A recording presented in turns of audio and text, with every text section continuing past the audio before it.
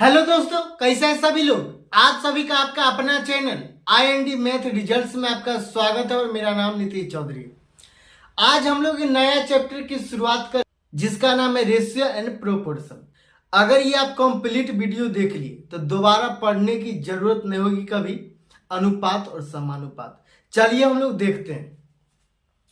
ये रेशियो है and proportion. Proportion अनुपात और समानुपात।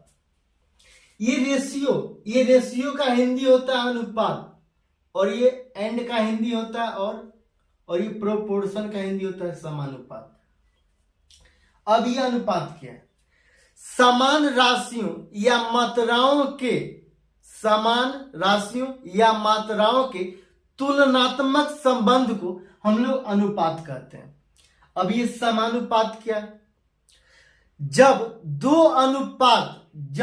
दो अनुपात आपस में बराबर होते हैं तो उसको हम लोग समानुपात कहते हैं।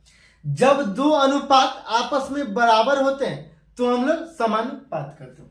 अनुपात का क्या मतलब? ये अनुपात का चिन्ह होता है, ये अनुपात का चिन्ह होता है, और ये समानुपात का चिन्ह होता है, ये समानुपात का चिन्ह होता है। हम लोग सबसे पहले अनुपात पढ़ेंगे, फिर समानुपात पढ़ेंगे। ये अनुपात क्या है? जैसे में आपको बोला जाएगा ये A है, अनुपात है, ये B है, ये A अनुपात B है, तो ये 2:3 होगा।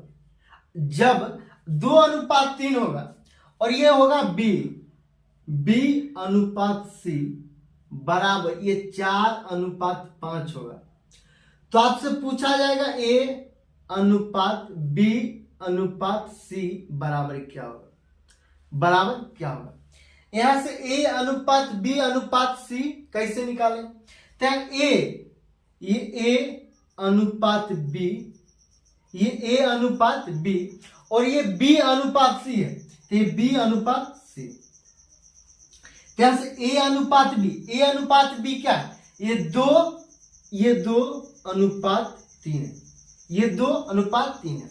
अब B अनुपात C क्या है? तो ये B अनुपात C है 4:5, तो ये 4:5। अब यह B का मान 3 है, यहां B का मान 4 है। क्या करेंगे? ये दोनों को आपस में हम लोग बैलेंस करके बराबर करेंगे। तो यहाँ 3 है, यहाँ 4 है। क्या करेंगे? इसको 4 से गुना कर देंगे और इसको 3 से गुना कर देंगे, तो ये 4 तिया 12, ये 4 तिया 12 हो गया। जब ऊपर वाला लाइन में हम लोग 4 से गुना किया तो पूरे लाइन में हम लोग 4 से गुना करेंगे, तो यहाँ 4। नीचे वाला लाइन में 3 से गुना किया है तो पूरे लाइन में हम लोग 3 से गुना करेंगे, तो गुना 3।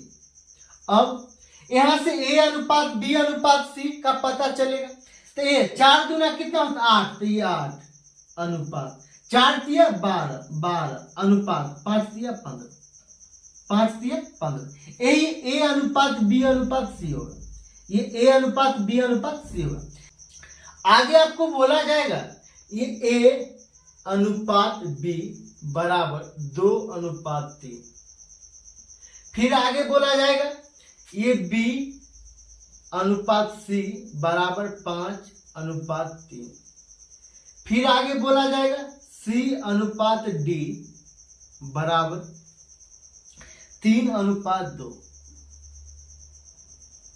तो यहां से पूछा जाएगा A अनुपात B अनुपात C अनुपात D क्या हो जाएगा? D क्या हो?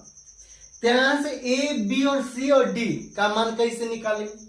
तो यहां से हम लोग निकालेंगे A अनुपात B अनुपात C अनुपात D।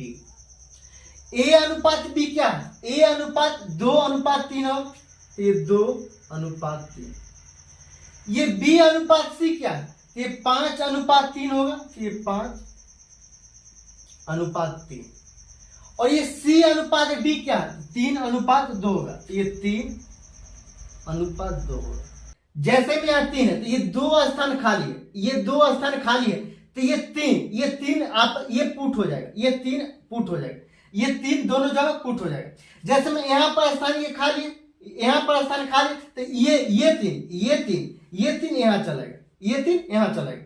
फिर यहाँ पर स्थान खाली है तो ये 5, ये बगल वाला, जस्ट बगल वाला यहाँ चलेगा, फिर यहाँ पर स्थान खाली है, फिर यहाँ पर स्थान खाली, तो ये 3 यहाँ पर चलेगा, और यही 3 इस लाइन में, यही 3 यहाँ पर चलेगा, यही 3 यहाँ पर चलेगा, और ये आपस में सभी को हम लोग गुना कर दे, तो ये 5 दूना 10, 10 तिया 30, तो ये 30 अनुपात, 5 तिया 15 तिया 45, तो ये 45 अनुपात, 3 तिया 9 तिया 27, तो ये 27 अनुपात, 3 तिया 9 अदुना 18, तो ये 18।